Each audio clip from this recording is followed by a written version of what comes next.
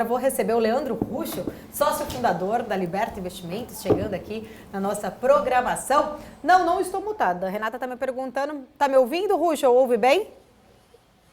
Ouço bem, sim. Tudo bem?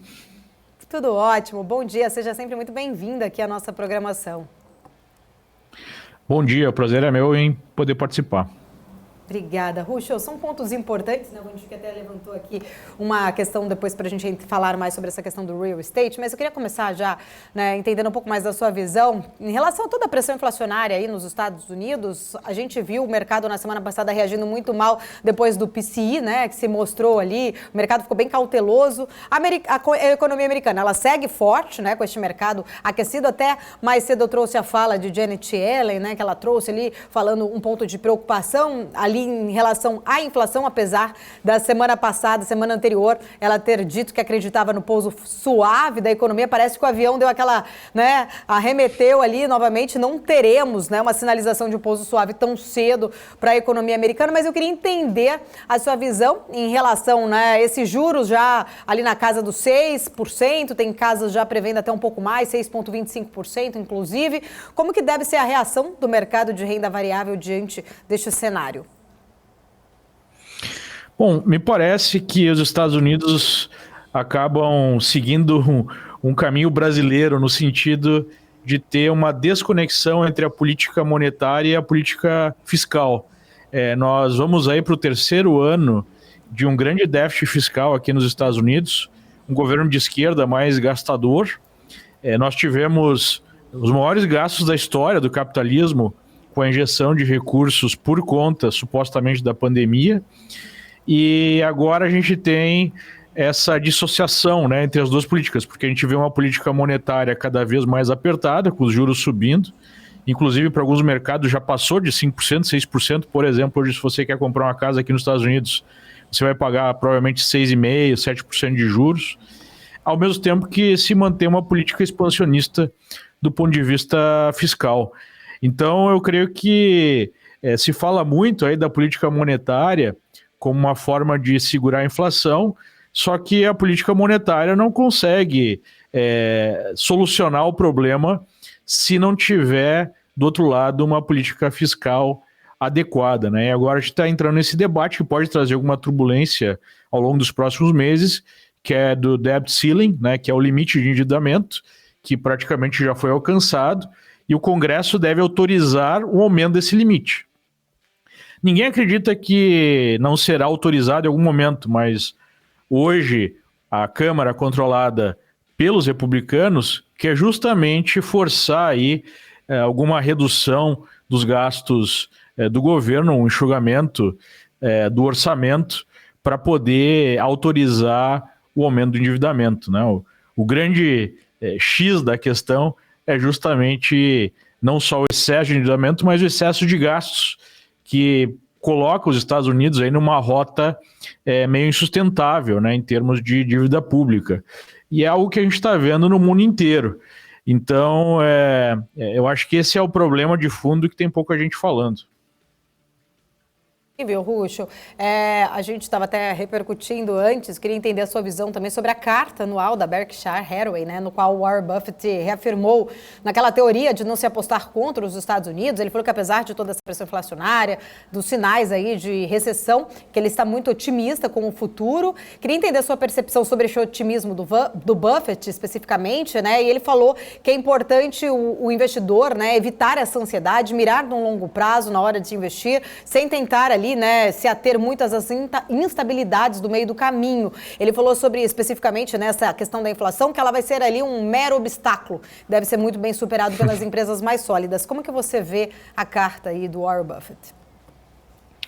Bom, por um lado, ele tem a razão no sentido que, apesar dos problemas, os Estados Unidos ainda diante da situação do resto do mundo, um oásis em termos de potencial de crescimento, em termos de rule of the law, né, em termos de liberdade para fazer negócios.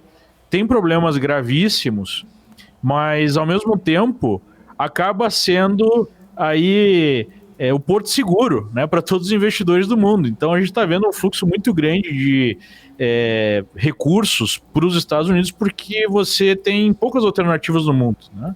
Você tem a Europa com problemas muito mais sérios, você tem uma população mais envelhecida, você tem um nível muito maior de socialismo, né, impostos, regulações, é um ambiente de negócio muito mais complicado, e ainda por cima você tem uma guerra agora no continente europeu.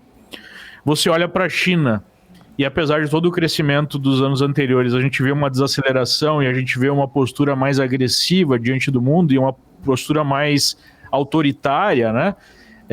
Você vai colocar os seus recursos na China, onde da noite para o dia o governo pode tomar uma decisão de destruir um determinado setor, uma determinada empresa por questões políticas, né? E você tem o resto do mundo desenvolvido que tem problemas ainda mais sérios, né? Mesmo a Índia, pega o próprio Brasil, todo dia aí o Lula dando uma canelada no mercado, falando que orçamento não pode usar a palavra gasto, né? E outras bobagens. Então, no frigir dos ovos, apesar de todos os problemas, ainda é o melhor país disparado para você investir. Então o Warren Buffett, acho que ele pinta aí, defende a própria carteira dele, né, que está basicamente nos Estados Unidos, dando esse tom assim mais otimista, mas eu creio que de fato os problemas são grandes e os desafios são grandes. Então, obviamente que no longo prazo a perspectiva ainda é positiva, mas no curto e médio prazo a situação não é tão tranquila assim quanto ele apresenta. Bom, quero trazer agora o Vandique Silveira, que está aqui com a gente também na nossa programação. Tem perguntas aqui para o Leandro Ruschel. Fica à vontade, Vandique. Olá, Leandro, tudo bem? Bom dia, é um prazer tê-lo com a gente aqui. Eu tenho... Bom dia, o prazer é meu. 100% de acordo com você com relação ao que está acontecendo nos Estados Unidos. Existe essa, vamos dizer, essa emergência fiscal, essa necessidade de aumentar o teto de gasto, aumentar o teto da dívida, que é muito importante, a maior dívida do mundo. No entanto, os americanos são os detentores da produção de uma coisa muito importante e única a eles, que chama the greenback, o dólar americano. E todas as transações comerciais do mundo dependem dessa moeda. É uma moeda que, desde sua fundação no século XVIII, ela tem mostrado resiliência, ela tem mostrado resiliência às guerras mundiais e todos os tipos de choque. E ela é o meio principal do comércio e de guarda de valor, né? O store of value da maioria das pessoas e das empresas do mundo. Então eu vejo que, apesar das confusões americanas e os Estados Unidos está ficando cada dia mais parecido com o Brasil, como o próprio Leandro falou, né? Inflação alta, gastança, uma retórica muito populista por parte do governo e dos democratas no Congresso. Não quer dizer que os republicanos também não sejam bastante populistas em vários aspectos, mas assim, a gente tem essa estridência maior vem por parte dos democratas, tá? A minha preocupação, Leandro, o James hoje, não sei se você teve a oportunidade, o James trouxe aqui um alerta como americano e como um americano que presta bastante atenção nisso. Ele diz que existem um grupo de republicanos e são os republicanos que são mais à direita do que o Trump, tá certo? Esse pessoal é muito rígido. Eles têm uma visão bastante linear do mundo e acreditam que o teto de gasto é algo sacrossanto, né? Que independentemente do que aconteça dentro de uma sociedade, ele não pode ser mexido. Eu concordo em parte com eles, eu acho que o teto de gasto tem que ser uma coisa que nem mãe, a gente não cospe, não trata mal, não bate, a gente tem que deixar ela feliz e quieta no canto dela e se a gente puder trazer as coisas boas para ela, tudo bem. E a gente não deve desrespeitar taxa, a gente não deve desrespeitar teto de gasto. No entanto, existem algumas condições, como a condição atual dos Estados Unidos, que é uma gastança sem fim, a maior liquidez injetada na história. Se a gente olhar M1, M2 americana, nunca na história do mundo houve tanta liquidez no mercado. Tá?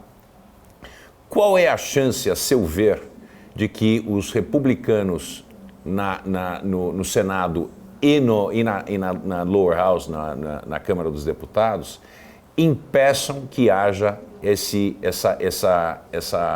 concessão ao governo atual de aumentar esse teto do endividamento e, consequentemente, a gastança continue. Qual é a sua opinião sobre isso? Porque é uma coisa que está deixando várias pessoas, não foi somente o James que eu escutei recentemente, preocupado que por picuinha e por uma visão mais linear sobre teto de gasto, é capaz que os Estados Unidos, pela primeira vez, dê um default.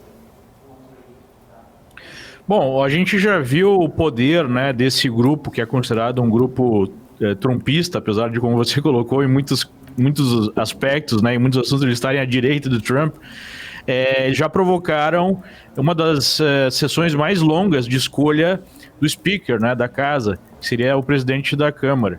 Então eles já demonstraram um nível grande de coesão e no atual arranjo, onde os republicanos têm uma margem de vantagem muito pequena no controle da Câmara, né, são 10, 12 assentos a mais do que os democratas, você tem um poder de barganha muito grande desse grupo, porque basicamente nada vai ser passado se esse grupo não aprovar.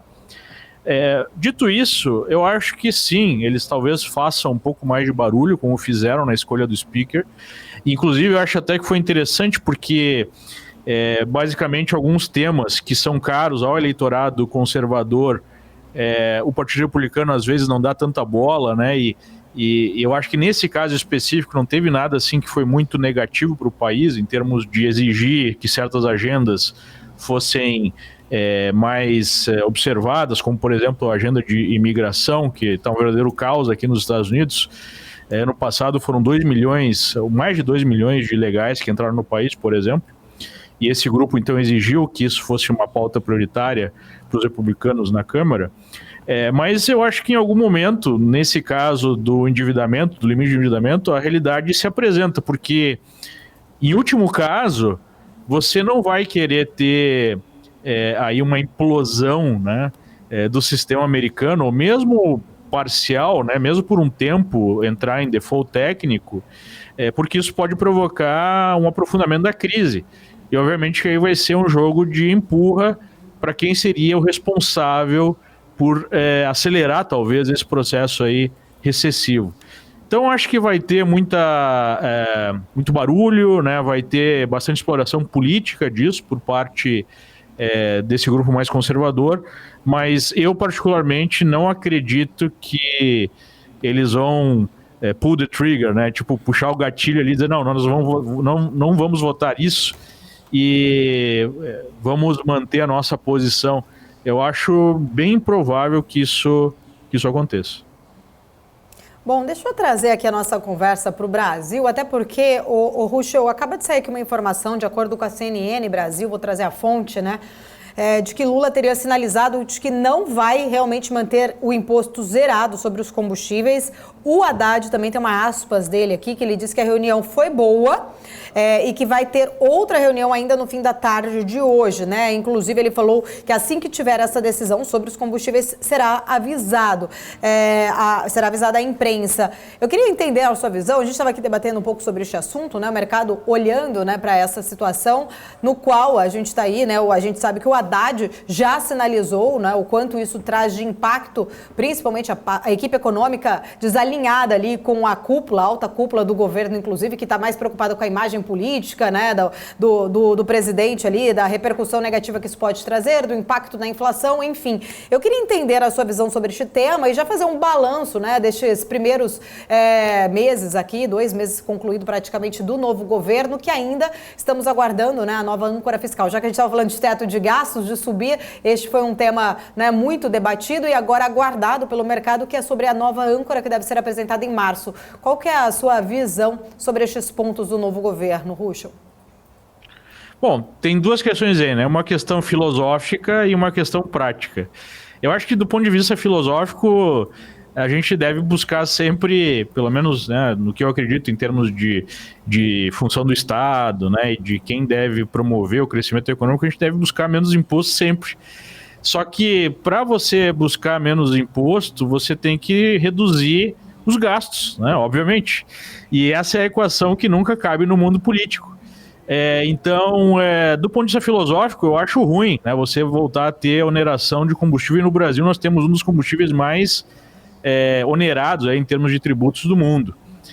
Talvez comparável aí à Europa, né, que tem uma postura não tão fiscal nesse sentido, mas mais ambiental.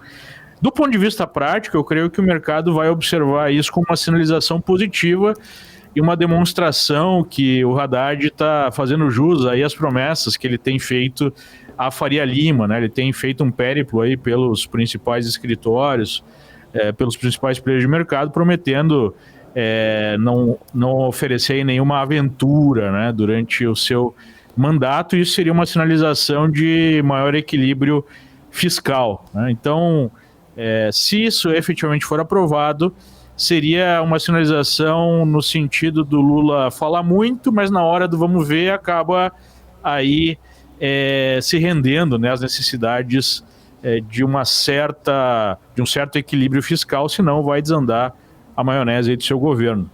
Então, vamos ver, né, como é que isso vai se dar. O terceiro aspecto importante é ver como é que vai ficar a política de preços da Petrobras, porque um temor que o mercado tem é que esse aumento de impostos seja pago pela própria Petrobras, ou seja, se mude aí a política de preço da Petrobras para achatar as suas margens, e isso então compensaria esse aumento de tributos, o que seria algo bastante negativo não só para a empresa, mas negativo como sinalização de intromissão, né, do Estado aí na economia e nas empresas estatais, que seria, de uma certa forma, uma reedição aí do governo Dilma, que nós sabemos bem como é que acabou. Então acho que tem esse segundo aspecto aí de como é que vai ficar a política de preços da Petrobras. A gente já viu aí a presidente do PT colocando o dedo já político, né, no assunto econômico, que essa política de preços deveria ser revista, deveria não haver essa paridade com os preços internacionais, o que seria muito ruim para a empresa. Bom dia, que antes de eu mudar aqui de tema com o Russo, se tiver alguma pergunta, fica à vontade. Eu acho que o senhor colocou o dedo em cima da ferida, né? Essa balança, essa gangorra entre onerar e manter a desoneração. Não quer dizer que, como o próprio Arilton falou, não quer dizer que é subsidiado, porque a gente não está vendendo abaixo do preço de mercado, mas a gente está dando subsídio no ponto de vista de impostos, né? Eu acho que existe essa gangorrinha que no momento onde a gente reonerar ou parte ou integralmente, parte disso já tem alguma coisa sendo pensada com essa nova política de preço da Petrobras. Isso vale lembrar que em abril o governo indica novos diretores para o conselho da Petrobras. Os conselheiros atuais que têm mandato, que terminam agora em abril, foram colocados na posição pelo presidente Bolsonaro. Portanto, vai haver uma mudança de pessoas, né, cadeiras importantes no conselho da Petrobras. Uma vez que isso aconteça, já fala-se muito a respeito de um processo de bandas, né, onde o preço flutua entre certo patamar e uma vez que chega nesse patamar, entra em vigor uma espécie de gatilho automático, que é um gatilho um delay trigger. Ele é um gatilho que demora para ser puxado. Quer dizer, existe uma expansão de preços internacionais que não são transferidos diretamente para o Brasil. Aí, em um determinado ponto, a gente passa a transferir esses preços para as bombas paulatinamente. Quer dizer, se existiu um salto brutal, como aconteceu em 2022 e no final de 2021, do preço do petróleo, a gente entraria no ambiente de subsídio do consumo. Em outras palavras, é uma maneira sofisticada de voltar à política de preço da Petrobras na era Dilma. Quer dizer, uma calamidade total. Ruschel, só para a gente, né, encerrar aqui, o tempo passando rápido, mas eu não posso deixar de repercutir. Sinal até, né, eu acompanho muito você nas suas redes, no seu canal do Telegram. Seu último post aqui é um assunto que a gente quase não vê, né, inclusive ser comentado, então não posso deixar de perguntar. E aproveitar que o Van Dijk também, acho que tem a mesma linha de pensamento em alguns pontos aí em relação à China, mas o último post do Ruschel, até que eu estou olhando aqui, é em relação à notícia, né, do Covid, que já tem tem aí alguns relatórios, inclusive americanos, apontando que o Covid, afirmando que o Covid surgiu provavelmente num laboratório chinês que teria escapado, né? Acho que foi o Wall Street Journal, né? Se eu não me engano, que eu li essa matéria também, que falou sobre isso, mas que durante muito tempo, né, isso foi um tabu e tratado como uma grande fake news. Queria entender um pouco da sua visão sobre este tema. O que muda hoje na sua visão, né, depois daí, vamos dizer, de uma situação controlada, né, do Covid, o antigo fake news agora sendo afirmado pela mídia americana como uma possibilidade? Bom, é com um grande atraso, né?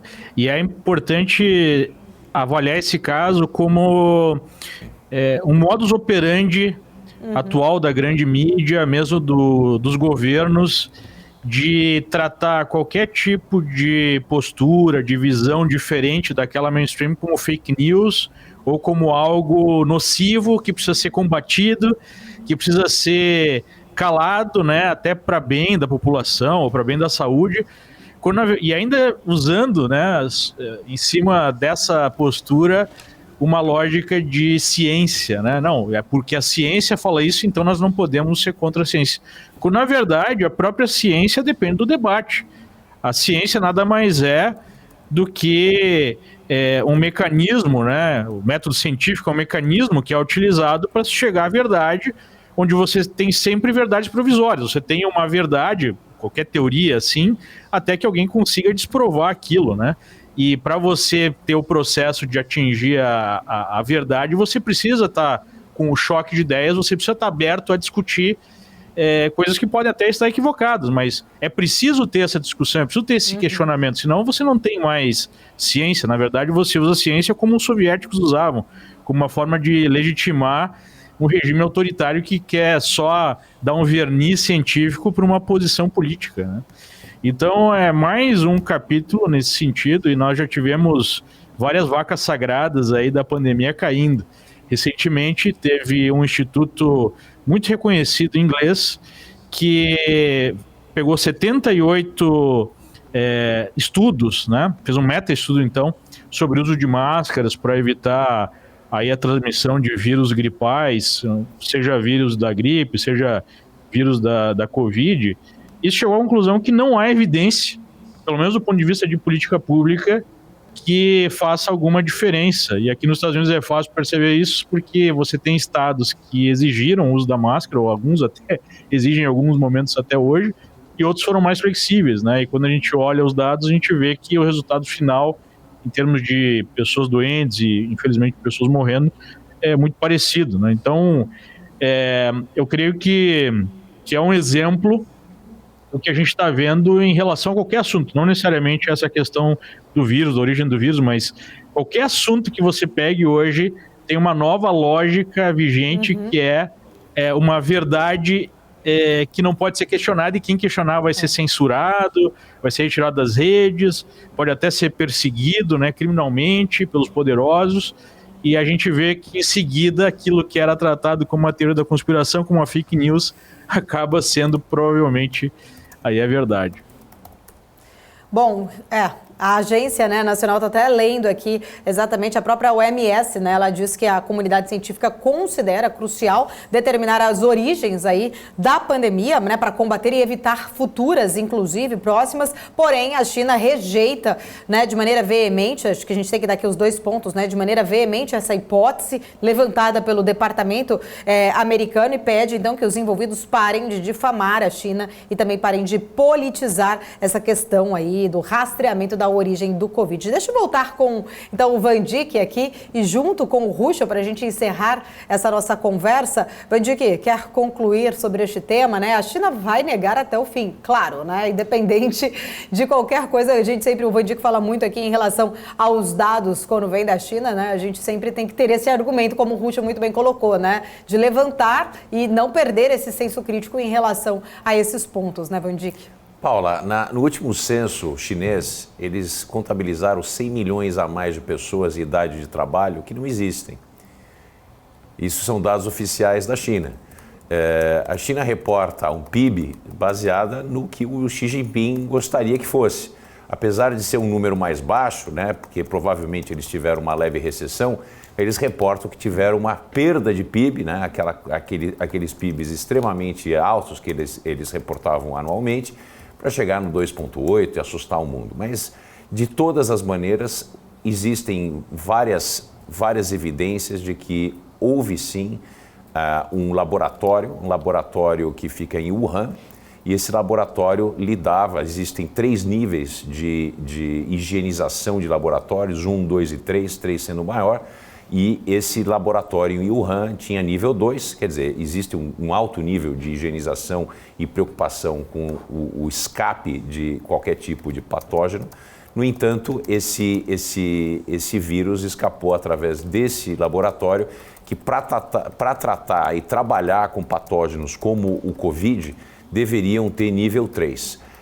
Eu assisti no Brasil Paralelo um especial a respeito disso e é muito convincente do ponto de vista científico as características que o vírus do corona tem, Corona-19 tem, porque ele tem uma mutação em uma das proteínas que ele neutraliza as defesas do corpo, e isso não é natural em todos os tipos de vírus do corona. Isso parece que foi desenvolvido ou aumentado essa capacidade em laboratório. Portanto, vem daí a letalidade e a transmissibilidade do coronavírus. Bom, quero encerrar aqui nossa conversa, voltar com o Ruschel, só para a gente concluir. Ruschel, muito prazer, sempre muito bom o papo aqui contigo. Se você puder deixar suas considerações finais para o pessoal que está aqui nos acompanhando, nos assistindo, fica à vontade. Inclusive, ainda nesse tema, a gente tem que lembrar, você comentou da OMS, que a OMS financiou, promoveu uma investigação, né, sobre as origens do vírus. E um dos cabeças dessa investigação era o cientista que basicamente bancou as pesquisas nesse laboratório de Wuhan, da EcoHealth Alliance, que é uma ONG americana, financiado pelo Instituto Nacional de Doenças Respiratórias nos Estados Unidos, ou seja, essa grana veio do governo americano, foi parar lá na China para estudar os coronavírus de morcegos. E aí um ex-jornalista de ciência do New York Times que fez uma matéria gigante, não foi nem no New York Times, porque ele não trabalhava mais lá, mas foi no Substack, mostrando por que provavelmente teria vindo do laboratório. E indicando que o sujeito que investigou e disse que depois de uma semana na China não tinha evidência nenhuma que veio do laboratório, era um sujeito que estava comprometido porque ele mesmo estava envolvido no caso. E tudo isso sob a chancela da OMS. Então, efetivamente, nós temos que ser muito críticos em relação a essas questões que são colocadas para nós como verdade absoluta, e especialmente, como foi bem colocado, nos dados que vêm da China, né? E talvez isso não foi mais explorado porque aí tem 2 países comprometidos. Tem o laboratório chinês comprometido e tem o próprio país, né? Os Estados Unidos comprometido porque foi o país que financiou essa pesquisa que supostamente deveria deixar o vírus mais infectante, enfim, mais perigoso para poder correr na frente e produzir uma vacina antes que esse processo natural acontecesse, né? Lá com os morcegos. Então, esse é um aspecto. O segundo aspecto infelizmente, mesmo com isso acontecendo, essa posição de fazer estudos desse tipo, de gain of function, como dizem aqui, né, ganho de função, não foi barrada. Então, ainda há dezenas de laboratórios no mundo desenvolvendo esse tipo de estudo que podem gerar novos vírus e podem gerar novas pandemias. Então não é só uma questão, né, de questionar assim, os responsáveis e eventualmente puni-los ou responsabilizá-los financeiramente, mas evitar que novas pandemias possam acontecer e, infelizmente, não está se falando nisso, né? Então hoje tem vários laboratórios no mundo que seguem produzindo esses estudos de ganho de função com vírus que podem, enfim, vazar de algum laboratório e gerar mais uma pandemia dessas, né? Eu acho que ninguém quer isso. Então, por que não está se falando mais disso? Bom ponto. Ruschel, muito obrigada. Sempre um prazer falar contigo. Está aqui o convite. Estamos sempre de portas abertas. Obrigada. Eu que agradeço. Um grande abraço. Tchau, tchau.